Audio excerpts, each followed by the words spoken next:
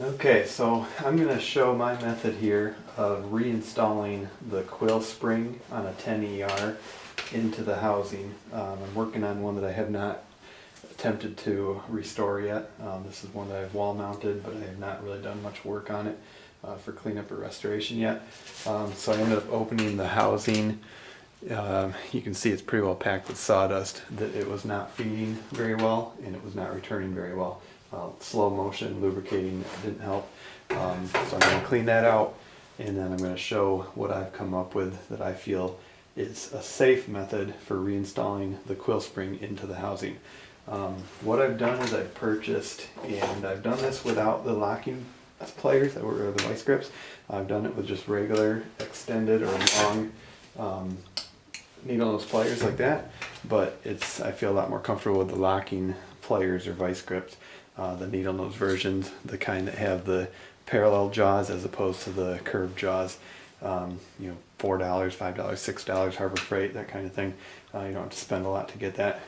The reason that I use two is that you have to actually wind the spring with the machine fully assembled like this, wind the spring and then grab it from the outside, take it off the shaft, and then grab it from the other side and remove the first set of pliers, because you're going to insert it this way. So you got to have the first set out of the way that you've used initially to grab it. So first I'm going to start by cleaning this out.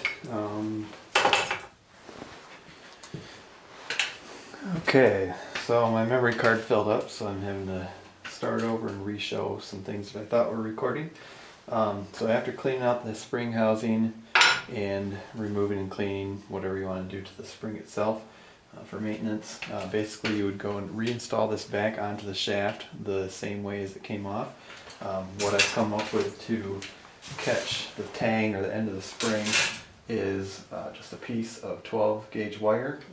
This is sheet or jacketed, so it's just like Romex or whatever. Just took a strand out, bent that with a flat spot here to catch the spring tang, and then I've wrapped that around the way tube several times and knotted it sort of at the back.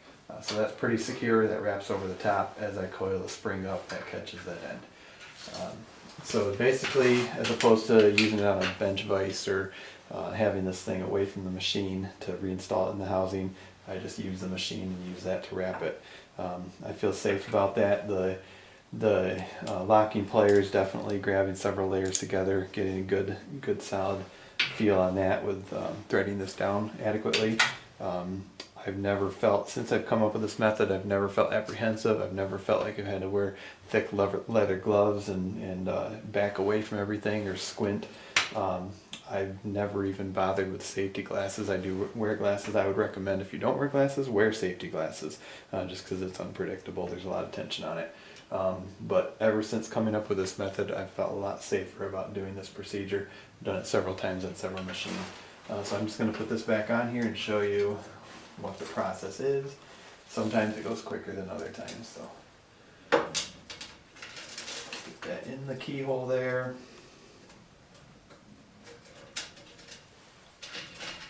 And I usually will double check this a couple times during the process just to make sure it hasn't popped off.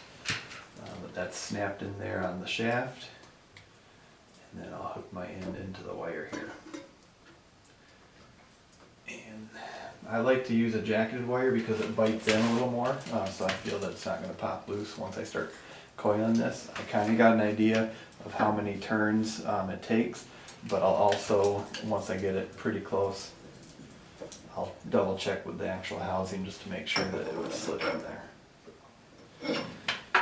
So then at this point what you want to do is grab it. I wish I would have bought two sets of the 6-inch pliers just because they're a smaller jaw. I prefer to use the smaller jaw when grabbing it, actually transferring it side to side. I've gone from this pliers to this plier several times. I ended up picking up a larger set. This is a little more cumbersome because the jaws are actually much larger. It's much easier to do with the smaller jaws so you can get in between layers of the spring. So basically I'll hold it to one side, get the jaws in somewhere near the center, and then test it once or twice. and you don't want to capture the outer layer within a few inches of the tang, otherwise you'll have trouble reinstalling it. So basically I'll grab it there. I'm a little bit away from the pin so I can still get a tool underneath. Grab it there. You can feel it definitely locks with a positive sound to it, a good click. So that's not going to come loose, and then let some tension off. And like I said, you want to grab this so that you're leaving at least 2 to 3 inches of that end of the spring, so that you can wrap that into the housing and spring it on itself with room to get the tool out. Okay, so from this point, just kind of wiggle it a little bit and see where your pin is, because you may need to slip a tool in there, screwdriver or something from behind to pop it off the pin. I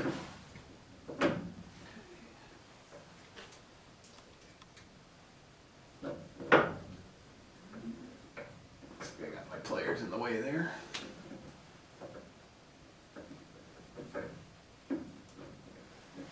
Yeah, I'm going to adjust the pliers here and get them in a different position.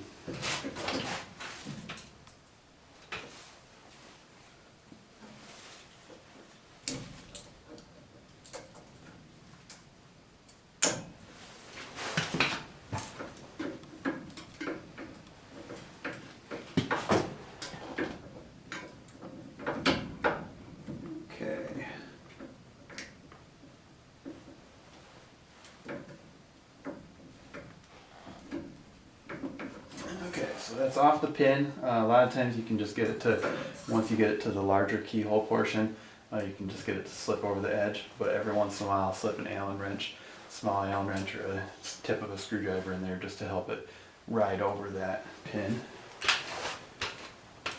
So then you're basically just going to end up like this, and I still don't put the second set of pliers over the top. I always go underneath, and you definitely have room to go next to it. So basically I'm going like this. I've got the spring from the outside held with the first set of locking pliers, and because of that jaw being in there, I've got room to go in from the other side.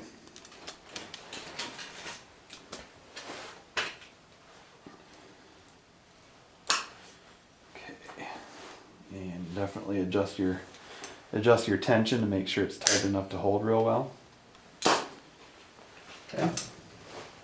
So now I've got it set so that once I wrap this, the jaw will still fit inside of there, even after that spring. I don't know if you can see that. So I've got room where the spring can wrap over top of the jaw of that pliers there, and still fit in the housing.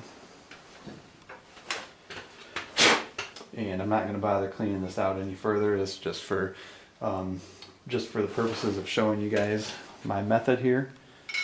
So basically I'll wrap that a little bit tighter, start slipping it in,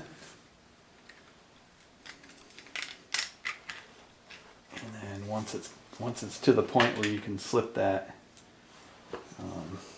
tang in, get it back out of